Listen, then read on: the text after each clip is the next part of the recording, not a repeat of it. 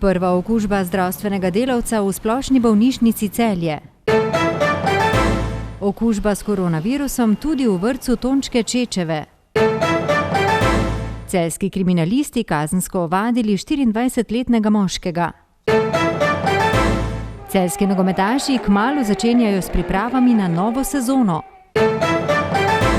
Dober dan, še zadnjič v tem delovnem tednu, spoštovane gledalke, cenjeni gledalci v naši informativni oddaji Dogodki dneva.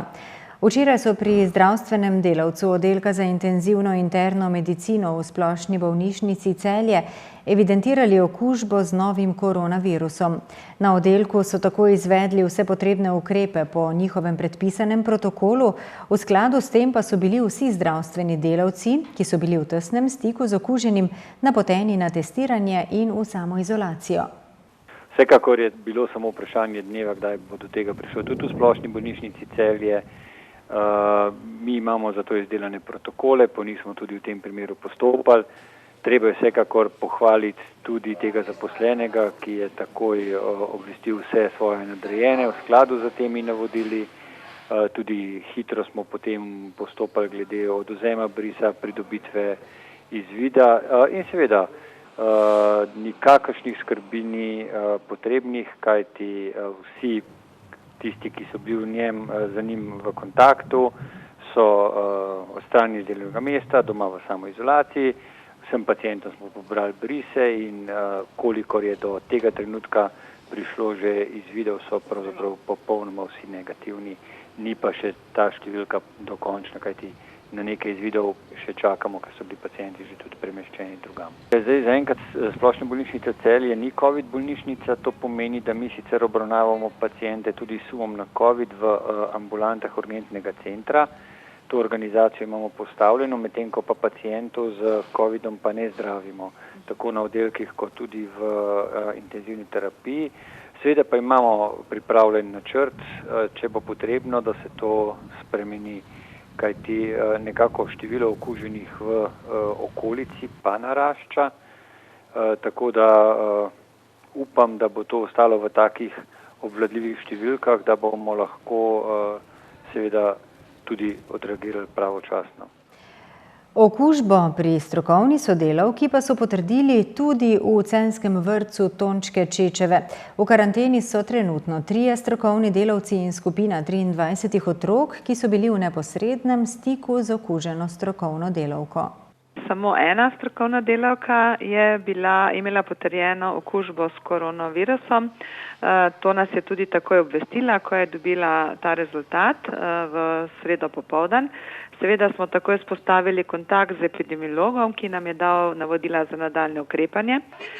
Poklicati smo morali najprej vse tiste starše, katerih otroci so bili v neposrednem stiku z strokovno delavko, in pa seveda tiste zaposlene, ki so z njo skupaj delali v oddelku, in jih obvestili, da jim je odrejena karantena.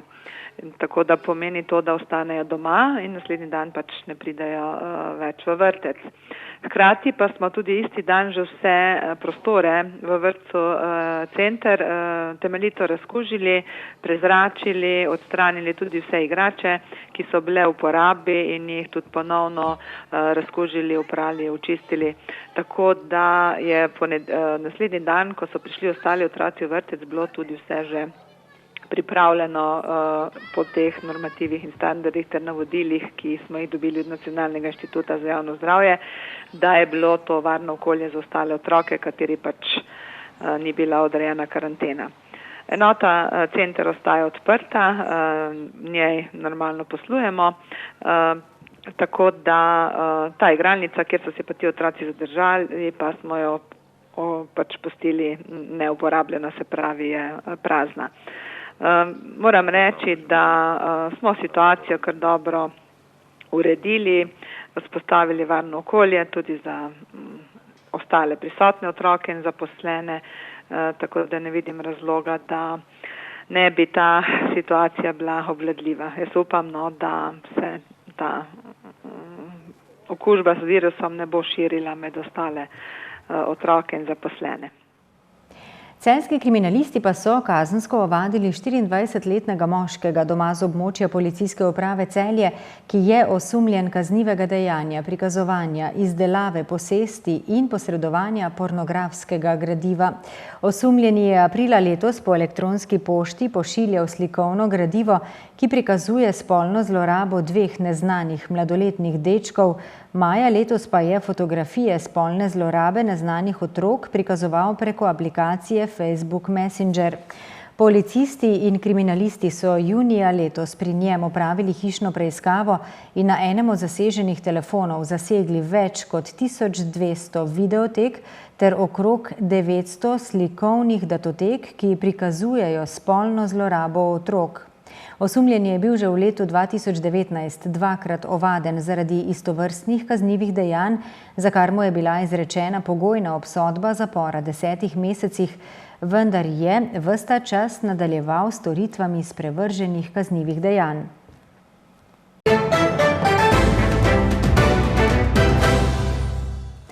Še k športu. Nogometaši Celja bodo s pripravami na sezono začeli prihodnjo sredo, saj se bo sezona 2020-2021 začela že čez 3 tedne. V njej nogometaše Celja prvič v zgodovini kluba čaka nastop v kvalifikacijah za Ligo prvakov, ki se bodo začele 18. in 19. avgusta. Celjani bodo v evropskih tekmovanjih nastopili spet po 5 letih. Prvič v zgodovini kluba se bodo predstavili v kvalifikacijah za Ligo prvakov. To je super stvar, čeprav letos je malce spremenjen sistem, bo treba imeti tudi srečo pri žrebu, kajti igra se samo ena tekma in se žreba ali doma ali v gosteh. Upam, da bomo kakšno tekmo za kvalifikacije za Ligo prvakov res odigrali v Celju in da se mogoče takrat že tudi ti ukrepi zaradi koronavirusa kaj zarahljajo in da bo lahko na stadionu še več navijačev. Celje ima kvalifikacijo za Ligo prvakov v nogometu, kar se še ni nikoli zgodilo. In to je res uspeh, to je velika stvar, ne samo za šport, to je velika stvar za Celje, za mesto, za našo ekonomijo. In seveda, mi imamo tudi prvaka v rokometu in košarki. Najboljše športno mesto v Sloveniji, najboljša publika, Celje mesto športa. Se bo cel klub mogel živeti s tem, to so druge dimenzije v bistvu. Nas je malo, zelo malo in strokovnega štaba in uprave in tako naprej. Ne vem, to je zdaj nova situacija za nas, mogli se bomo spoprijeti z njo. Jaz kot trener si samo želim, vsak, ki pride v ekipo, mora biti 100-krat preverjen. Torej, prvo karakter, na karakter damo ogromno. Torej, če bo možnost, ne bomo vozili kar tja v 3 dni, torej mora pasati v filozofijo, ki jo zagovarjamo in bomo skrbno zbirali fante, ki se bojo pridružili tukaj.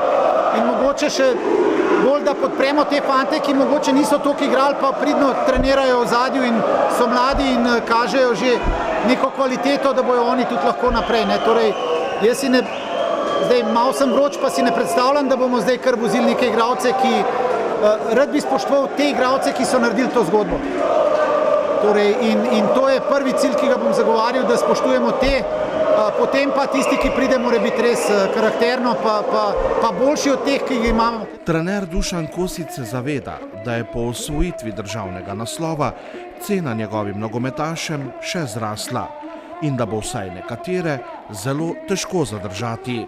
Fantje igrajo si zaslužijo seveda boljše pogoje, ki jih Celje verjetno ne more dati, ampak po drugi strani pa jaz vidim tukaj izziv, da se dela nekaj v Evropi, da klub seveda zasluži s svojimi rezultati neke finance in da se te fante nagradi. Zdaj mi ne moramo tekmovati z drugimi klubi, ki lahko to plačujejo. Imamo pa eno drugo kvaliteto zdaj, da te, ki so zdaj že naredili zgodbo, so najboljša referenca kluba, da se tukaj dela dobro in da mi zdaj dobivamo kvalitetne igralce, ne več igralce, ki so neuporabni drugje, pa da jih mi dobivamo. Torej, mi zdaj že vemo, kaj rabimo, kakšno kvaliteto in ne more zdaj tudi vsako Celje prideti, ne glede na to, da Celje ne plačuje bajnih zneskov. Za konec pa nam je te dni najpopularnejši Ljubljančan v Celju izdal še skrivnost o podpori skupine prijateljev iz Gorenjske, ki mu je že pred tekmo podarila šampionsko majico. Obstaja skupina na Gorenjskem, ki so moji prijatelji in ki so me naučili zmagovati. Torej, ko še nisem bil trener v Celju, sem se udeležil teh veteranskih turnirjev. Smo šli v Ajdovščino in sem, to lahko povem, preko Aleša Čeha spoznal te gospode in seveda sem se naučil zmagovati z njimi. Ko smo šli na turnir, smo veteranski turnir zmagali in smo se, bi rekel, obdržali neko to druženje in evo, so mi vnaprej poklonili to in moram reči, da v tem lokalu na Gorenjskem visi tudi celjski šal, takoj pod, jaz bi si želel reči pod Realom, ampak pod Barceloninim šalom so ga dali gor na lice in v podporo Celju in evo, danes so prišli, 10 jih je bilo in so nam pomagali do te zmage in hvala jim neizmerno.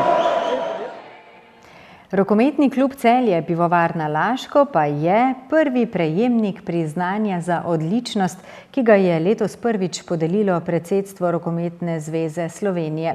Krovna rokometna organizacija bo odslej s tem priznanjem vsako leto nagradila posameznika, posameznico ali klub, ki bo nase opozoril z večletnim uspešnim delom na rokometnem področju.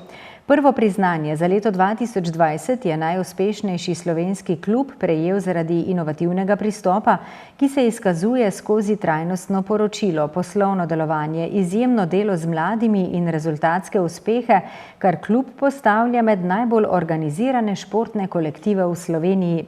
Celjski klub je odgovoren igralec na nacionalni in mednarodni ravni ter tako utrjuje svoj vodilni položaj v rokometu, pri tem pa ustvarja vrednote, ki so zgled delovanja za slovenski klubski šport, tako so med drugim zapisali v obrazložitvi priznanja na Rokometni zvezi Slovenije.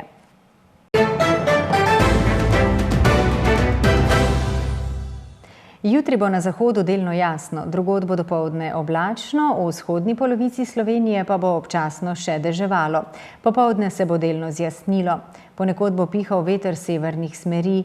Najnižje jutranje temperature bodo od 12 do 19, najvišje dnevne od 22 do 27 stopinj. V nedeljo in ponedeljek bo sončno, predvsem v gorskem svetu pa lahko popoldne ali zvečer nastane kakšna nevihta. Izkoristite prijeten vikend, a se pazite neviht in neurij. Lepo se imejte in se vidimo spet v ponedeljek. Nasvidenje.